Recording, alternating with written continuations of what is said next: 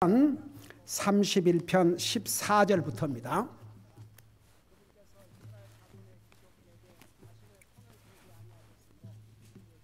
시편 31편 14절부터 18절까지 같이 읽겠습니다.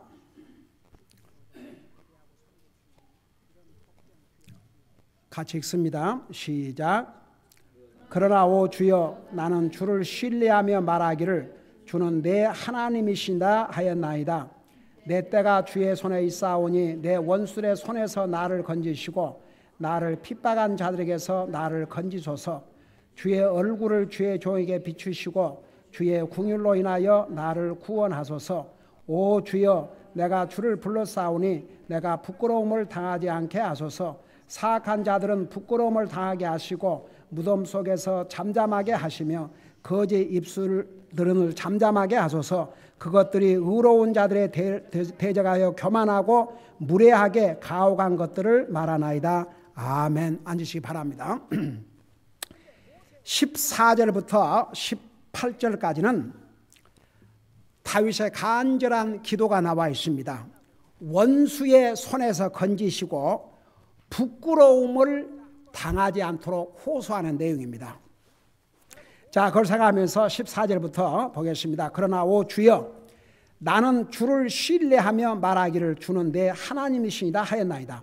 여러분, 그 13절에 보면 내가 많은 사람에게 모함을 들었사오니 두려움이 사방에 있나이다. 그들이 함께 의논하여 나를 치려하면서 내 생명을 빼앗기로 꾀하였나이다.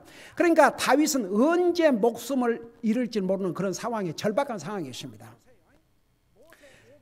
그런 상황에서 두려움에 벌벌 떨고만 있는 게 아니고 뭐라고 그랬습니까? 그러나 오 주여, 나는 주를 신뢰하며 말하기를 주는 내 하나님이시다.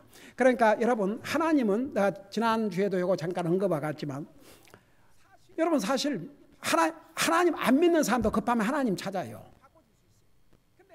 하나님은 모든 사람의 하나님이에요. 그러나 모든 사람의 하나님이라고 해서 하나님과의 퍼스널 릴레이션십을 갖고 구원받는 건 아니에요. 하나님이 내 하나님이 돼야 됩니다. 하나님이 내 하나님이 되는 길은 한 가지 방법밖에 없습니다. 바로 예수님을 믿음으로. 우리 예수님께서 나는 길이요 진리요 생명이니 나로 말미암지 않고는 아버지께 갈 자가 없다 그러십니다. 특별히 이제 아버지 그러면 하나님 아버지도 하나님.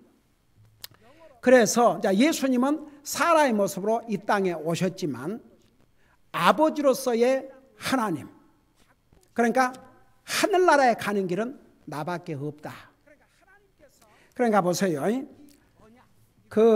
여기에 나는 주를 신뢰하며 말하기를 주는 내 하나님이시니다.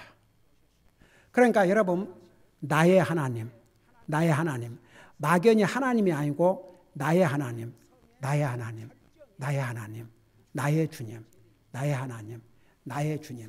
그게 주님과 나와의 관계를 자꾸만 가까이 할 수가 있습니다. 그러니까 이왕이면 부르실 때 그냥 하나님 아버지, 나의 하나님. 여러분이 개인적으로 기도할 때는 항상 나와 퍼스널, 나의 하나님. 그리고 나서 15절에 내 때가 주의 손에 있사오니, 그 말은 쉽게 말하면 내 생명이 주의 손에 있다 그 말입니다. 내 원수의 손에서 나를 건지시고 나를 핍박한 자들에게서 나를 건지소서. 그러니까 다윗은 자기를 그 원수들 손에서 건져주실 분은 주님밖에 없다고 생각했습니다.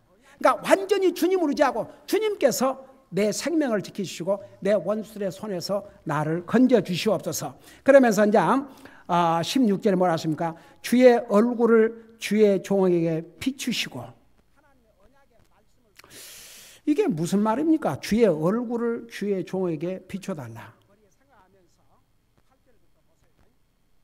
주님은 영이시지 않습니까? 하나님이 영이신데 하나님의 얼굴을 나에게, 주의 얼굴을 주의 종에게 비춰달라고 그러는데 그게 무슨 뜻이에요?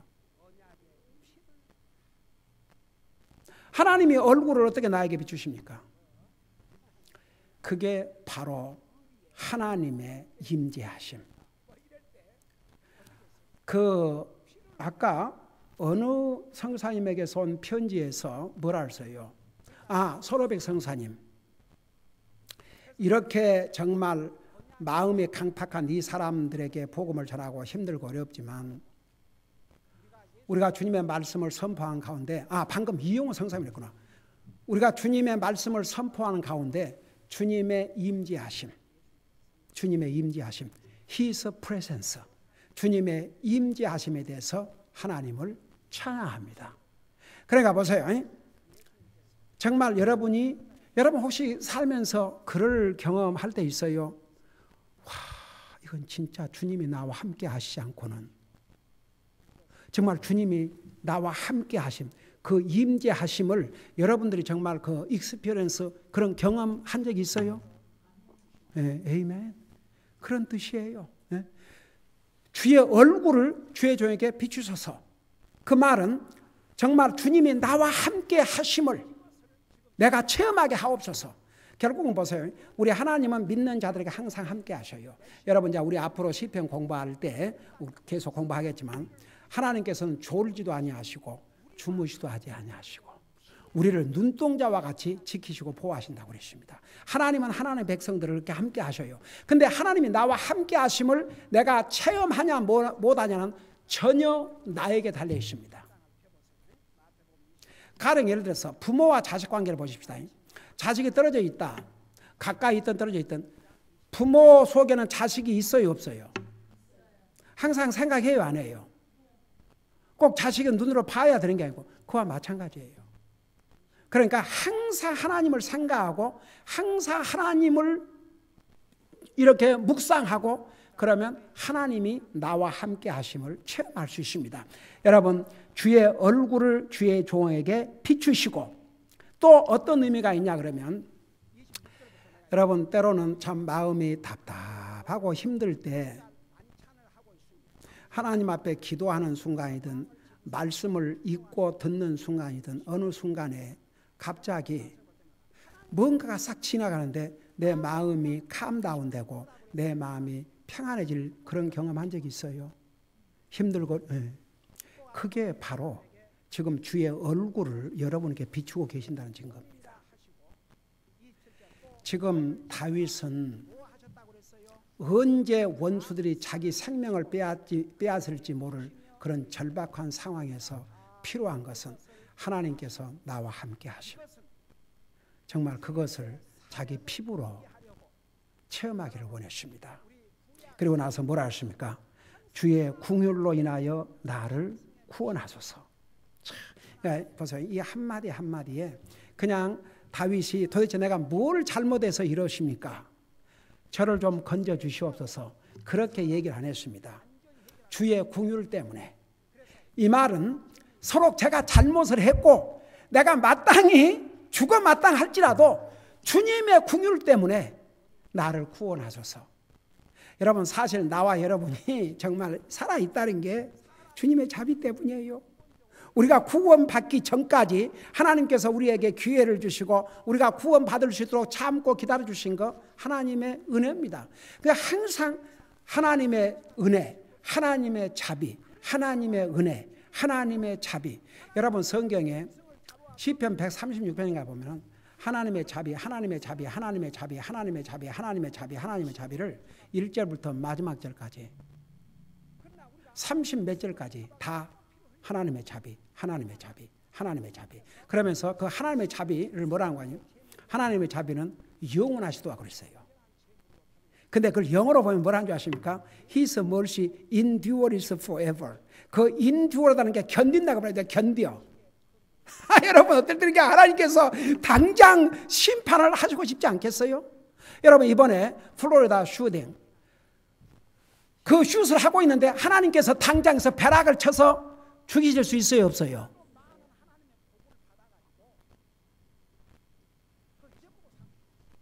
만일 하나님께서 그렇게 다 벼락을 치셔버리면 벼락 안 맞고 살아남은 사람들이 과연 몇 명이나 있겠어요? 그 아침에 제가 개인적으로 디보션 하면서 읽은 성경 읽는데 거기 어떤 내용이 나오냐면 히스기야 왕, 여러분 히스기야 아버지는 그렇게 좋은 왕이 아니었습니다.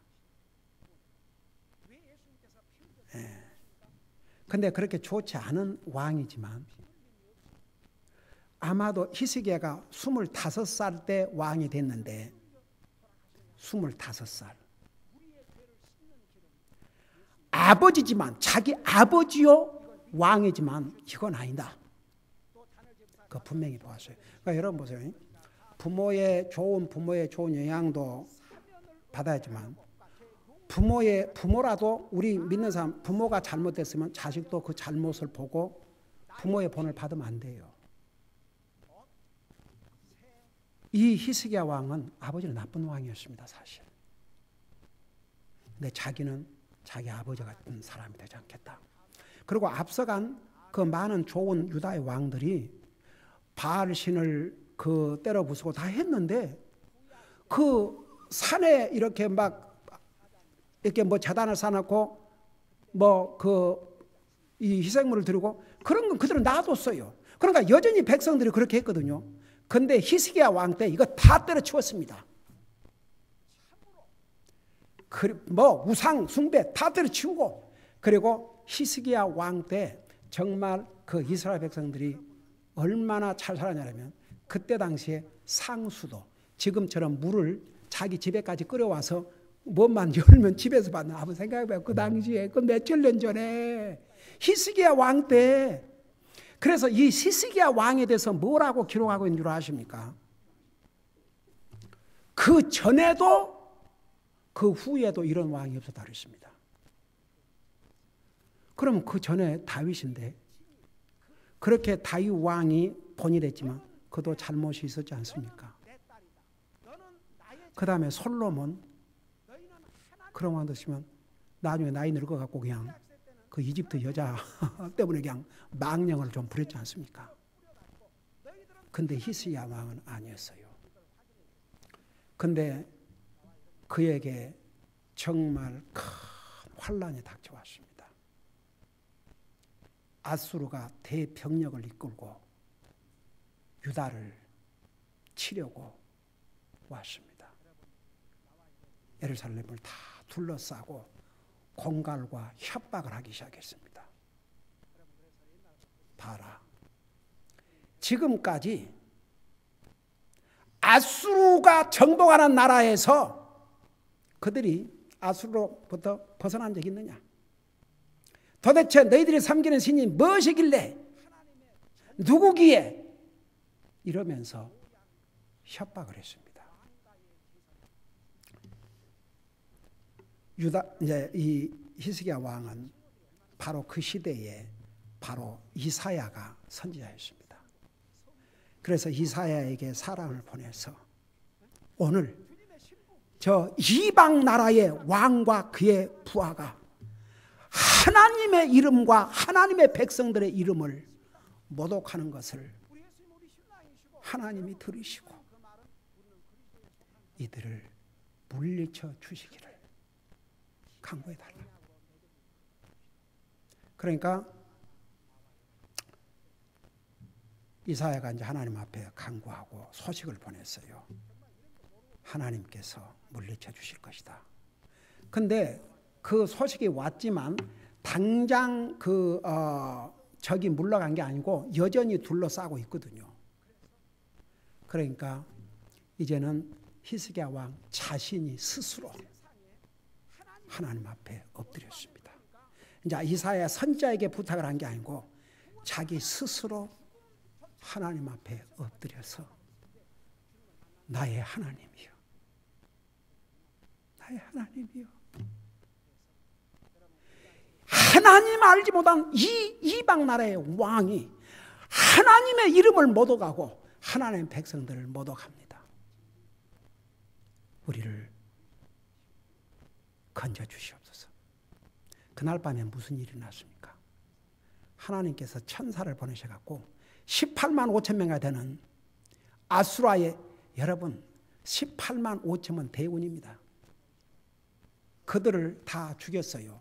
아침에 일어나 보니까 뭐가 되어 있었습니까? 다 송장이 되어 있었다고 그랬습니다. 시체가 되어 있었습니다. 그래갖고 그 왕이 도망을 쳤지요. 도망을 쳐가지고 있는데 그 아들들 중에 한 아들이 그를 죽이고 도망갔어요. 그래갖고 다른 아들이 이제 왕이 이렇게 생겼죠. 그래서 보세요. 참 그러니까 그런 것을 읽을 때마다 나의 하나님이요, 나의 하나님이요, 나의 하나님이요. 항상 우리 나의 하나님, 나의 하나님, 나의 하나님, 나의 하나님, 나의 하나님, 나의 하나님. 네. 한번 따라하십시다. 나의 하나님, 나의 하나님, 네. 나의 주님, 나의 하나님, 나의 하나님, 네. 나의 하나님. 네.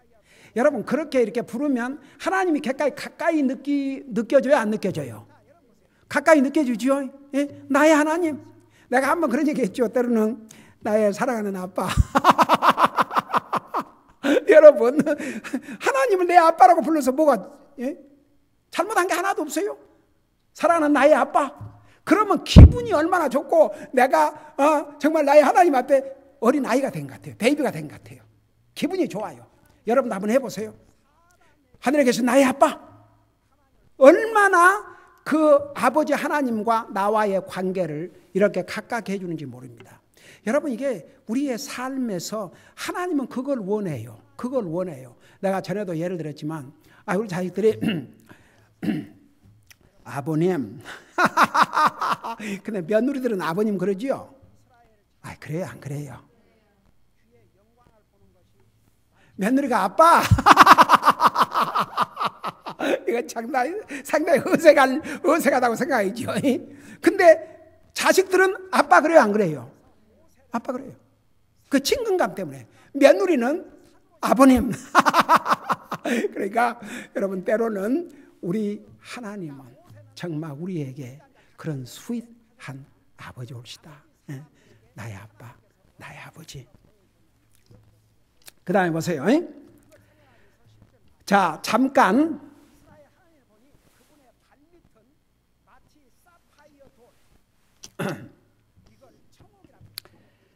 자, 그래서 16절에 보니까 주의 얼굴을 주의 종에게 비추시고 주의 궁휼로 인하여 나를 구원하소서. 주님의 자비로 인하여서 나를 구원해 주셔서. 이거 참 하나님 앞에 겸손한 자세 옳시다. 꼭 보세요. 다윗이 도대체 내가 뭘 잘못했길래 나를 이 지경에 내버려 두십니까? 그런 게 아니고 주님의 자비로 말미암아 나를 구원하소서. 자, 그 다음에 17절 오 주여 내가 주를 불러싸우니 내가 부끄러움을 당하지 않게 하소서. 여러분 이 주를 부른다는 의미가 참 중요한 의미가 있습니다. 여러분 우리 창세기부터 쭉 보면은 주의 이름을 부르기 시작하니라 그러죠. 여러분 잠깐 창세기를 펴봐요. 창세기.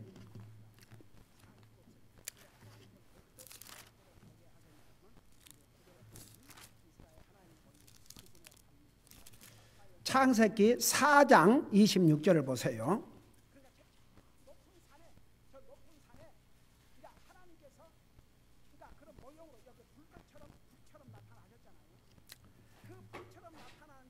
자, 거기 보면은 우리 26절 우리 같이 한번 읽어보십시다. 시작.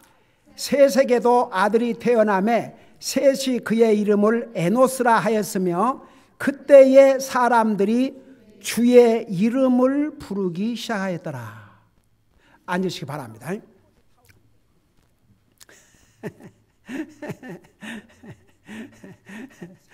자, 여러분 그래서 여러분 신약 성경에 와서는 여러분 잠깐 로마서를 펴봐요. 로마서 10장을 펴보시기 바랍니다.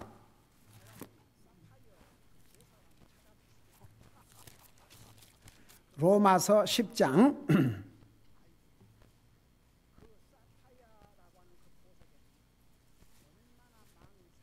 13절을 보시기 바랍니다. 거기 뭐라고 했습니까? 우리 같이 한번 읽어봐요. 시작. 누구든지 주의 이름을 부르는 자는 구원을 받으리라. 그러니까 이 말씀에 보면 아까 창세기 4장에서는 보세요. 하나님께서 이제 그 아담 이브가 범죄한 다음에 의인의 대표, 악인의 대표, 의인의 대표로 태어난 자식이 이름이 누구였어요? 아벨이었죠. 아벨. 아담이 난 아들. 근데 그 아벨이 죽임을 당했잖아요. 그리고 나서 이제 셋이 태어나면서 그때부터 주의 이름을 부르기 시작했다는 아주 중요한 의미가 있습니다. 그때부터 하나님을 믿고 하나님을 찾고 하나님을 예배하고 그런 의미입니다. 여기서 로마서 10장 13절에 누구든지 주의 이름을 부르는 자들은 구원을 받으라 그럴 때에 주의 이름을 부른다는 의미가 뭔지 아십니까? 바로 하나님을 나의 하나님으로, 예수님을 나의 주님으로, 나의 구세주로 고백한다는 의미입니다. 그래서 주의 이름을 부르는 자들은 구원을 받으리라. 그러니까 보세요. 주의 이름을 부른다는 것은 단순히 콜링 부른 것이 아니고 정말 하나님을 믿고 의지하고 간절히 찾고 고백한다는 내용이 다 들어가 있습니다. 그러니까 여기에 다시 시편 30을 봐요. 17절에 오 주여 내가 주를 불렀사오니 그랬어요. 여기에 주를 불렀다 그 말은 주님을 찾았다, 주님을 고백했다, 주님을 신뢰했다, 주님을 경배했다. 정말 어마어마한 의미가 이 속에 다 들어가 있습니다. 그리고 여러분 보세요. 자기가 필요할 때에 제일 먼저 누구를 찾아야 돼서 우리 믿는 사람들은 하나님 찾아야죠.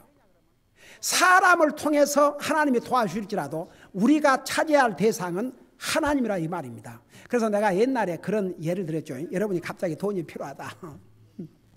그러면 먼저 내가 누구한테 돈을 빌릴까 그 생각하지 말고 하나님 앞에 사정을 아래요. 급하게.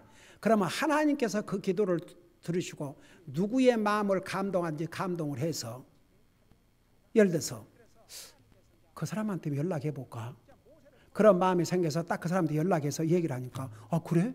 그러면 빌려줘야지 이렇게 나올 수가 있어요. 근데 반대로 이 사람은 나에게 내가 어려울 때 나도 도와줬으니까 내가 얘기하면 부탁을 들어주겠지. 그러고 하나님을 먼저 찾지 아니하고 그러고 딱 전화를 하니까 아유 진짜 글쎄 좀 빌려줬으면 좋겠지만 내 형편도 안 되고 딱 거절하는 거예요. 그럴 때 그 쓴맛이 어떠겠어요? 그러니까 하나님을 먼저 찾아야 돼요. 하나님 먼저 찾으면 하나님께서 사람의 마음을 다 움직이셔요. 그래갖고 딱 하나님이 도와주셔요. 사람을 사용하지만 순서는 항상 우리가 하나님을 찾는 것이 그게 하나님을 기쁘게 하는 방법입니다. 그래서 이제 여기에 뭐라 했습니까? 오 주여 내가 주를 불렀사오니 내가 부끄러움을 당하지 않게 하소서. 우리가 그동안에 시편 공부에서 어셔임드 부끄러움을 당하지 않게 하소서, 부끄러움을 당하지 않게 하소서, 부끄러움을 당하지 않게 하소서 그런 말씀이 많이 나오죠. 여러분 잠깐만 우리 다시 돌아올 테니까 우리가 조금 전에 읽었던 로마서 10장에 다시 한번 돌아가 봐요. 로마 10장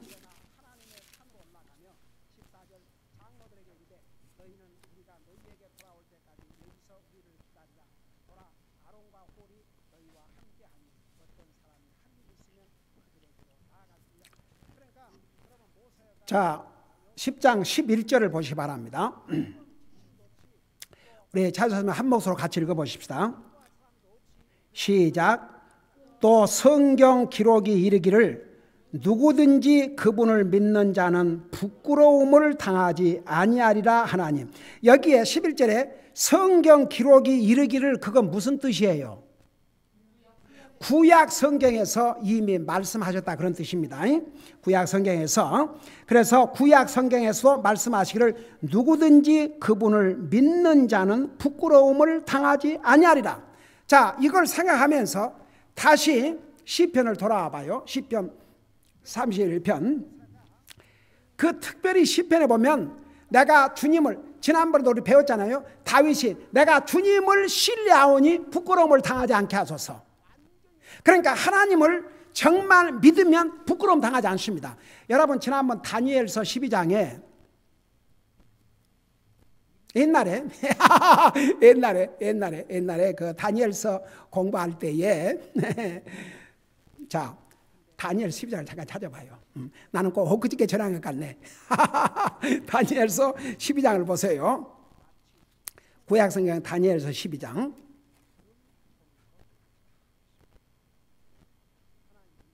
(12장) 2절을 보시기 바랍니다.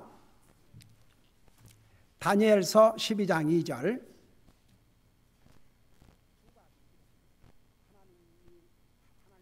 자, 거기 보니까 찾았어요. 1342페이지 올시다. 킹제임 표준으로. 거기 보니까 땅의 티끌 가운데서 잠자는 자들 중에 많은 사람이 깨어나 얼마는 영존한 생명에 이르고. 이거 무슨 얘기예요? 그러니까 예수님 믿고 이제 죽은 사람들은 다시 이제 하나님께서 그들에게 부활을 주시고 살아나서 영원히 살게 되고, 그 다음에 얼마는 수치와 영존하는 지옥에 이르며, 여기에 얼마는 누구 같아요? 구원받지 못한 사람들. 그 사람들은 이제 부활을 하는데 수치를 당하기 위해서, 영원한 지옥을 받기 위해서. 한번 생각해 봐요. 그러니까 이제 보세요. 다시 그것을 생각하면서 다시 시편 31편에 가봐요. 자, 시편 31편 17절 보세요. 오 주여, 내가 주를 불렀사오니 내가 부끄러움을 당하지 않게 하소서. 그러니까 이때는 보세요. 한 가지, 구원을 받는 사람은, 진짜 주님 믿는 사람은 부끄러움을 당할 필요가 없다 그랬습니다. 그러면 여기서 부끄러움은 다니엘서에 의하면 구원받지 못한 사람은 영원히 부끄러움을 당하고 삽니다. 영원한 지옥에서 영원한 부끄러움, 영원한 치욕, 영원한 수치를 당하고 삽니다. 이 세상에 어떤 사람도 창피당하기를 원치 않습니다. 부끄러움을 당하기를 원치 않습니다. 그러나 구원받지 못한 사람은 영원한 부끄러움을 당합니다. 영원한 부끄러움, 영원한 부끄러움, 영원한 치욕, 영원한 부끄러움. 여러분, 사람이 감당하기 싫어하고 감당할 수 없는 것 중에 하나가 창피당하는 거, 부끄러움 당하는 거. 그건 누가 원할 일입니까? 근데 하나님, 주의 이름을 부르는 자는 부끄러움을 당하지 않을 것이라 했습니다. 주의 이름을 다는 자는 구원을 받고 주님을 믿는 자는 부끄러움을 당하지 않을 것이라고 그랬습니다.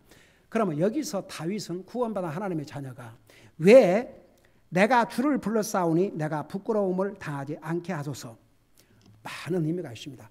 물론 다윗은 구원받은 하나님의 자녀입니다. 그러니까 영원한 부끄러움을 당할 필요는 없습니다. 그러나 그가 하나님을 의지하지 않음으로 인해서, 하나님을 트러스트, 이제 구원받은 하나님의 자녀지만 이 상황 속에서 주님을 의지하지 않고 어떤 사람에게 비굴하게 도움을 구하기 위해서 그냥 벌벌 떨고 그랬다면 그건 무슨 망신입니까? 저는요, 정말 그 목회하면서 힘들고 어려울 때, 목사는 어려우고 힘들 때 사람을 찾아서 내가 너무 힘들고 어려우니까 나에게 위로와 격려가 필요합니다, 저에게 위로와 격려해 주십시오 할 사람이 없어요. 목사는 아무리 힘들고 어려우고 혼자 울지라도 성도들 앞에서는 밝은 얼굴로, 성도들 앞에서는 항상 강한 모습으로, 그리고 성도들에게는 항상 격려를 해 줄지언정 성도들에게 격려 받을 생각을 안 해야 됩니다. 그게 리더가 걸어야 될 길이고, 특별히 주의 종은 그렇습니다. 항상 하나님을 찾아야 됩니다. 하나님만. 저는 그래서 그 성경 구절, 이 창세기 1장부터 요한계시록까지 다 복된 말씀이지만 제가 목회를 하면서 참 나에게 큰 힘과 용기를 주었던 성경 구절이 바로 다윗이 사울 왕을 피해서 도망다니다가 세상의 적국의 나라에서 살아야 될 상황까지 되지 않습니까? 그래갖고 그 나라의 눈치를 봐야 되니까, 그 나라가 전쟁을 이스라엘하고 해야 되니까 우리도 같이 전쟁에 참여하겠다 그랬는데 그 블레셋 장수들이 다윗 데리고 가면 안 됩니다.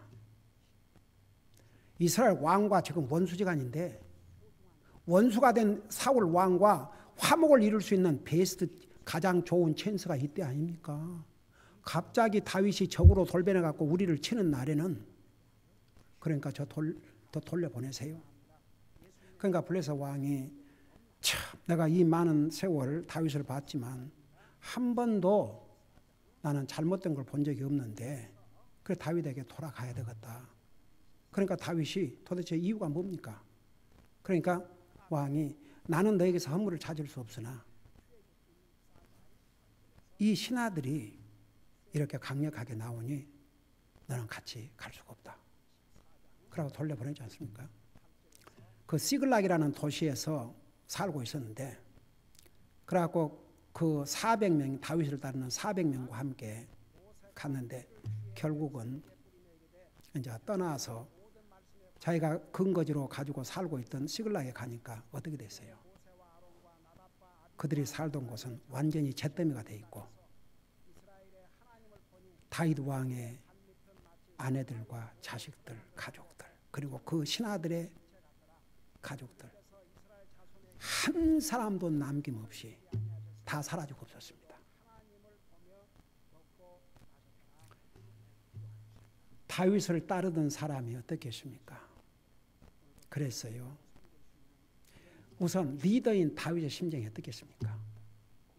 거기 성경에 뭐라는 줄 아세요? 다윗을 포함해서 그를 따르는 모든 사람이 얼마나 울었냐 그러면 더 이상 울 힘이 없을 때까지 울었다 그랬습니다. 한번 여러분 다음 이제 성경 읽을 때 열왕기 상에 보면 있어요.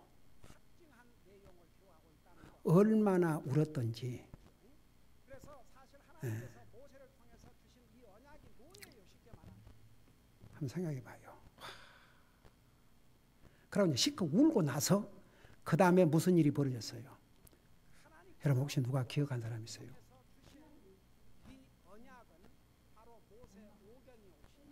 신하들이 돌로 다윗을 쳐 죽이려고 그랬습니다. 한 사람도 다윗이요 너무 슬퍼하지 말고 힘을 내십시오. 한 사람도 없었어요. 한 사람도 전부 돌로 쳐 죽이려고 그랬습니다. 그래서 리더는 어떤 면에서 외로운 거예요. 네. 리더에게 요구하는 것은 많으면서도 리더가 조금만 마음에 안 들면 배제하는 자가 되어버려요. 그게 저는 목회하면서 하도 많은 것을 경험을 해가지고 그냥 그 부분을 읽으면 그냥 피부에 와 닿게 느껴집니다. 목사는요 한 영혼을 만나면 그 영혼을 주님 앞으로 인도하고 진짜 가식이 없는 모든 사랑과 정성을 다 쏟습니다. 그래서 그들이 믿음 안에서 바로 서서 주님 잘 섬기고 살기를 그게 오직 내 소망입니다. 그러지만 아이고 이제 뭐가 조금만 하면은 와 인사는 고사하고 그동안 제 영혼을 주님 앞으로 인도해 주시고 그동안 이만한 하나님 말씀으로 가르쳐 주셔서 감사드립니다. 하지만 제가 떠날 때가 온 가서 떠납니다. 그래요? 이제 자기를 합리화시키기 위해서 도리어 뭐가 어쩌고 뭐가 다 목사에다 뒤집히고 떠나지요. 사람은요 참 추악해요. 구원받은 하나님의 자녀가 된 다음에도요 정말 하나님 앞에 바른 양심과 하나님의 말씀을 바로 하지 아니하면요 순간에 그런 대적하는 자가 됩니다. 그러니까 다윗을 따르는 이 사람들이 그 공경에 처했을 때에 다윗에게 힘이 돼주고 격려가 되는 게 아니라 도리어 다윗을 쳐 죽이려고 그랬어요. 그럴 때 성경에 뭐라 기록한 것입니까? 기록하고 있는 거 아십니까? 그 한 절이 얼마나 나에게 제 목회 생활하면서 격려가 된 줄 아십니까? 이렇게 나와요. 영어로 제가 영어 성경을 읽으면서 제가 너무나 그게 불렀기 때문에 David encouraged himself in the Lord his God. 다윗이 그 공경에서 주 자기 하나님 안에서, 이제 한국말 성경에는 용기를 얻었더라 그랬는데 그 영어 원어에 보면은 he encouraged himself. 다윗 스스로가 다윗을 격려했다고 그랬습니다. 그러니까 결국 리더는 자기 스스로 내가 나를 격려를 해야 됩니다. 아침에 우리 소로백 성사님이 온 편지에서 뭐라 했어요? 자기가 자기 가족을 인커리지드 했다고 그랬잖아요. 자기가 자기와 자기 가족을 인커리지드 했다고, 격려를 했다고. 왜? 하도 사람들이 강파해가지고 복음을 전해도 받아들이지 않으니까. 그래서 여러분 보세요. 항상 리더는 오직 주님. 주님 안에서 스스로 용기를 얻고 스스로 격려를 하고, 제가 32년째 목회를 해오면서 얼마나 제가 제 자신을 인커리지드 하고 살아왔는지 몰라요. 그 말씀 생각하면서 얼마나 그 말씀이 제게 복이 됐든지. 그래서 보세요. 여기에 17절 오 주여 내가 주를 불러싸우니 내가 부끄러움을 당하지 않게 하소서. 그러니까 여러분 아무리 구원받은 하나님의 자녀라 할지라도 정말 주님을 의지하고 주님을 의지할 때 의지하지 아니하면 부끄러움을 당하죠. 여러분 한번 생각해 보세요. 다윗이 그 상황에서 그 따르는 자들이 돌로 다윗을 치려고 그러니까 막 그 자기를 따르는 신하들한테 내가 잘못했다. 어떻든 나를 좀 살려달라. 나를 죽이면 안 되지 않냐. 그러고 애원했다고 생각해 봐요. 만일에 성경에 이 상황에서 다윗은 그를 치려는 자들에게 무릎을 꿇고 빌었더라 그러겠다고 생각해 봐요. 얼마나 기가 막힌 일인가. 근데 보세요. 참 어메이징. 그리고 나서 딱 자기 주 하나님 안에서 자기를 격려한 다음에 제일 먼저 한 것이 뭔지 아세요? 여러분 혹시? 그 다음에 다윗이 취한 액션 첫째가 뭔지 아세요? 그러니까 자기를 이제 그냥 그를 따르는 신하들이 돌로 다윗을 쳐 죽이려고 하니까 살기가 지금 등등해요. 그 상황에서 자기 자신을 주 하나님 안에서 격려를 한 다음에 취한 액션이 뭐였어요?